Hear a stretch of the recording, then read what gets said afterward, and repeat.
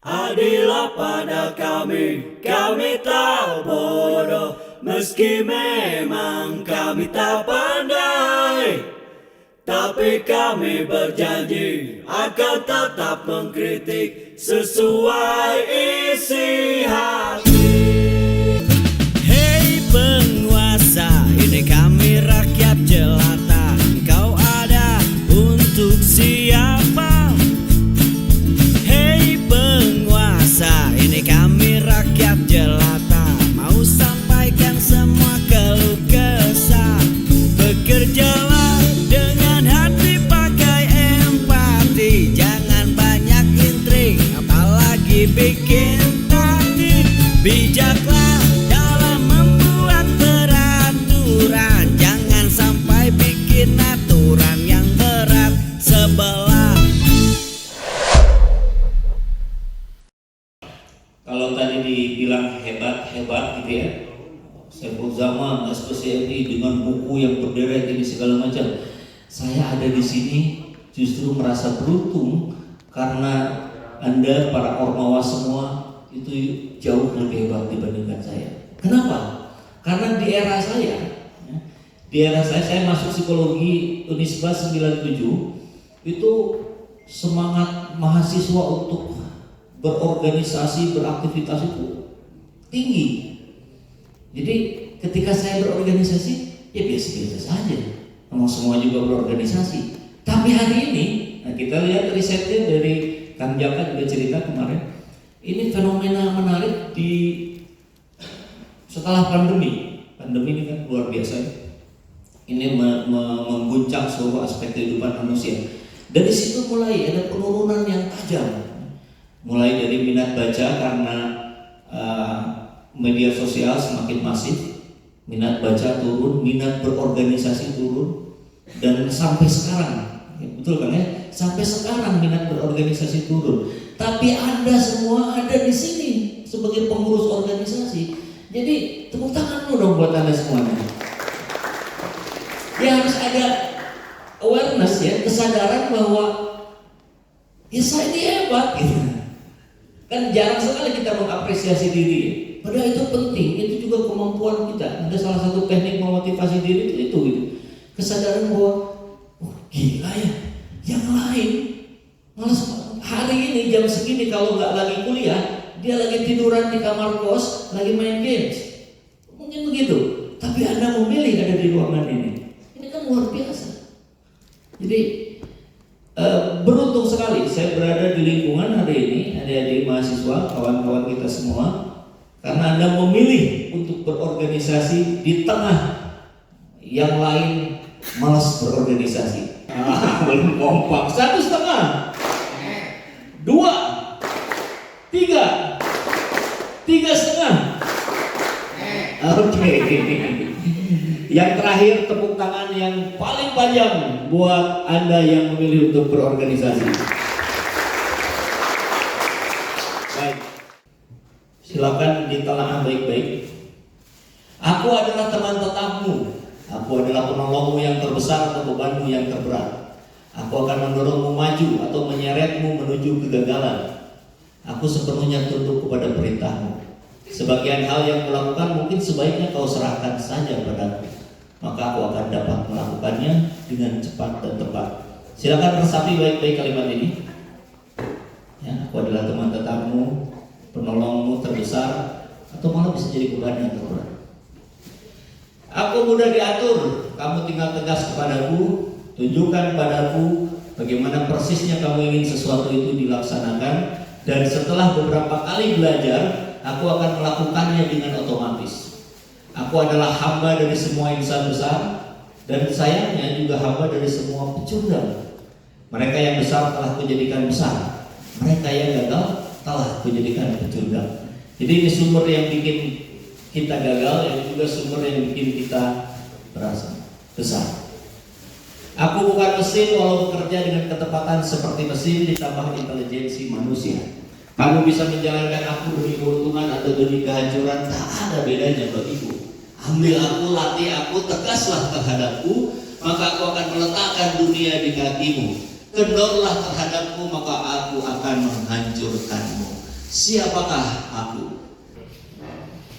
Coba kita lihat. Aku adalah kebiasaan. Tepuk tangan dulu dong. Siapa namanya? Ihan dari Fakultas Syariah. Ormawanya apa? Bemo. Ini dapat hadiah biru kan? Oke. Kebiasaan. Dahsyat ya. Kalau kita uraikan kebiasaan itu seperti tadi. Dia yang membuat kita besar. Dia pula yang bisa bikin kita berhasil. Ini pemantik. Saya sangat berharap sekali ya. Ini Anda kembali ke ormawa masing-masing, sampaikan ke rekan pengurus yang lain, teruskan, jangan hanya 5, tambahin lagi dan sepakati secara konsensus.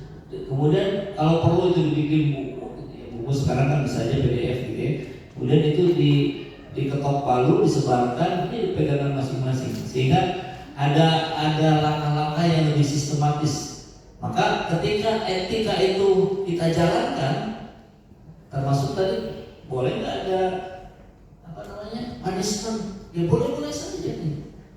Melanggar etika pertama teguran atau tulisan. Kebiasaan ini kebiasaan yang diulang-ulang dalam berbagai kesempatan, dalam berbagai momen, maka itu menjadi watak, itu menjadi kepribadian. Tadi ada yang menjawab, itu menjadi karakter. Kalau sudah jadi karakter selesai. Kalau karakternya bagus maka dia sukses. Kalau karakternya buruk ya dia gagal. Nah kebiasaan dibentuk oleh tadi udah ada jawab. Pikiran sebelumnya. Kebiasaan itu apa sih? Kebiasaan itu terbentuk dari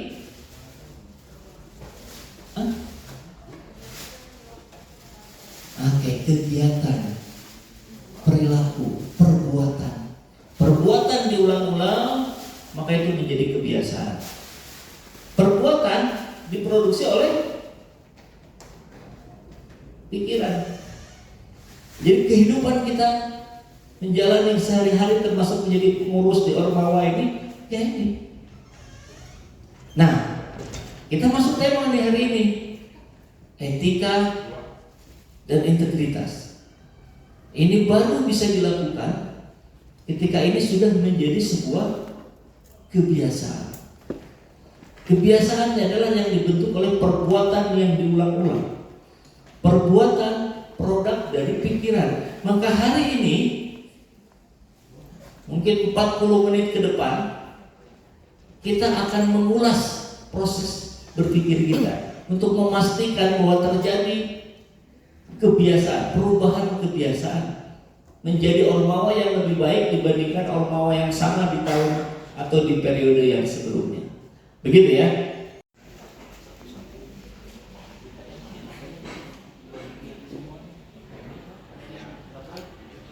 Jangan bisa ya. Jadi mungkin nanti ada yang kebagian satu, kayaknya kebagian satu, ada yang kebagian 2. Jadi dalam kondisi tertentu. Jangan dibuka. Permainannya akan dimulai setelah ada instruksi saya selanjutnya. Setelah Anda menerima kartu ini, bagi dulu satu-satu semua. Jadi mungkin nanti ada yang kebagian 2, tergantung jumlah ya. Ada yang kebagian 3. Ini pertanyaan berkaitan dengan kartu yang Anda sudah pegang hari ini. Nomor 1, siapakah? Tulis, siapakah pemilik rumah yang berwarna putih? Siapakah pemilik rumah yang berwarna putih? Nomor 1 itu, udah? Ada 4 pertanyaan. Nomor 2, apakah nama kendaraan Pak Bayu?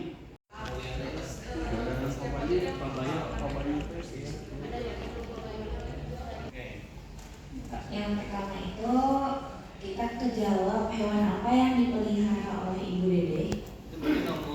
Itu nomor 4. Yang dipelihara oleh Ibu Dede itu hewan monyet. Nah, karena alasannya karena Bu Dede itu tadi istrinya Pak Dodi. Wilayah yang mesti kita diskusikan agar organisasi kita semakin efektif, tapi tentu nggak akan kita bahas. Nah ini orang-orang, ini contohnya. Nah satu ya, itu sekarang posisinya dia anggota DPR berperiode-periode, dan sekarang posisinya sekjen Partai Demokrat. Nah, ya mudah-mudahan ketika kita bisa mengaplikasikan etika dan integritas ini, kita bisa menjadi orang-orang yang hebat. Sebagai contoh, alumni Unisba ini orang keduanya Demokrat ya, Herman Hairan, panggilannya Hero. Ini ada lagi.